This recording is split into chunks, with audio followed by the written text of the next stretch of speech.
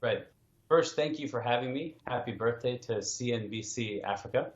You've nailed the question in terms of what Thanks. really is the issue here. The issue is that Rwanda, along with other East African community countries, had taken measures to increase tariffs to try to phase out used clothing imports. And Rwanda stuck with this, while other EAC countries have taken a step back. And the issue that we're seeing now is that a trade industry in the United States filed a complaint and said that under the African Growth and Opportunity Act, states are required to reduce barriers to US goods. And in this case, with Rwanda increasing tariffs, the United States Trade Representative and ultimately President Trump decided that the United States would no longer allow apparel from Rwanda to enter the US market duty free. Grant, why exactly did Kenya, Uganda, and Tanzania fall back to the 2016 levels? Why did they pull out of the earlier proposed tariffs increase? I think that they changed course because they have a lot at stake when it comes to their relationship with the United States and the African Growth and Opportunity Act in particular. If you look at the importation of used clothes, they go far more to Kenya and other countries than they do to Rwanda. And according to the US government statistics, Rwanda imported only about $17 million worth of secondhand clothes in 2016. And so it's not a huge industry in terms of how much it'll affect Rwanda compared to how much it would have affected Kenya or Uganda or Tanzania.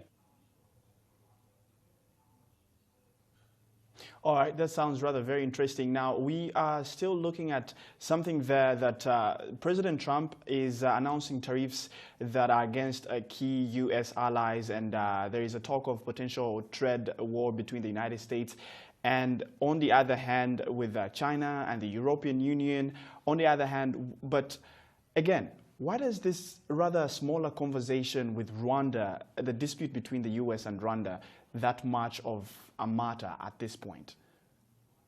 Right. I think that it matters for several reasons. It might be easy for some to conclude that it's a small scuffle, especially when there's such talk of a trade war with China or the European Union, and there are bigger issues on the trade agenda for the United States. But there are a few angles to this issue that make it important. The first is that Rwanda is trying to establish domestic industry, and it's got a vision of economic growth that involves creating jobs domestically and improving manufacturing. And that's part of its core vision for its economy and its growth. And that is something where the African Growth and Opportunity Act in the United States, I think, should be supporting. And the fact that it's coming into tension on this secondhand clothes issue is important. The second aspect, though, is that there's a dignity argument here as well.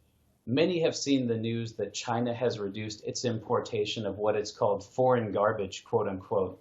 And here Rwanda is saying that it doesn't want hand-me-down clothes and it wants to build domestic industry and have apparel be part of its economy that is more domestically driven. And there's a lot of sense to that as well.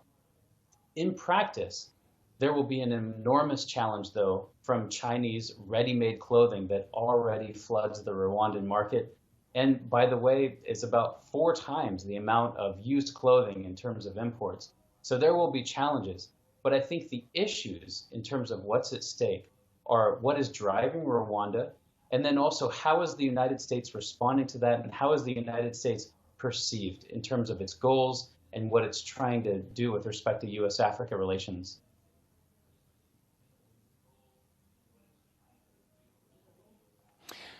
Now, Grant, do you really think there is a way forward or a way out of this conversation that we're having right now with Rwanda and then the AGOA conversation with the US? Or is there anything happening to see that the trade relationships with US and Africa actually bear some fruits? I think those are two great questions that need to be separated out. On the Rwanda issue, the United States has said that it wants to continue to negotiate this, but in the meantime, the apparel the duty-free access to the U.S. market is suspended. And the Rwandan government seems pretty set in its view, as does the United States. And so I'm not sure that there is a lot of middle ground on this particular issue. I hope that the negotiations and talks will continue. But you're getting at a broader issue as well, which is crucial. And that is, what is the future of the U.S.-Africa trade relationship? The Trump administration has said that it wants to make it a more reciprocal relationship. Again, the African Growth and Opportunity Act is unilateral trade preferences. It's not a free trade agreement. It is not a reciprocal trade agreement. And the Trump administration also recently commissioned a study to look at where some of the potential is in particular markets, in particular sectors. So I think that there's some promise in terms of what is being said. But indeed, there's less promise. When the Trump administration is continuing to leave ambassadorships vacant and propose budget cuts toward U.S. economic agencies that are trying to support U.S. companies, I'm concerned that it may just be rhetoric in terms of wanting to deepen U.S.-Africa trade relationships. And I'm concerned both for the future of U.S.-Africa relations and also for the types of companies that I advise each day that are looking to do business in Africa and invest in Africa and are looking for certainty and are looking for policy consistency and are looking for governments, including the United States, to be advancing these stable relationships and helping deepen the investment climate. Grant, I think one of my last questions has to do with the garment industry in Rwanda, because even when they started saying that they will put more tariffs or even ban the second-hand clothing, it was in the back of the mind having the made in Rwanda products also to gain more market in Rwanda, but also even outside the country. So last year, we did get reports that were suggesting that the country has grown 3 times in the garments and textiles industry in the last 2 to 3 years.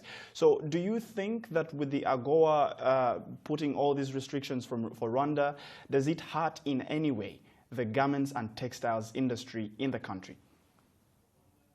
I think that is the key question, is how will the Rwandan economic goal of domestic manufacturing fare in light of this?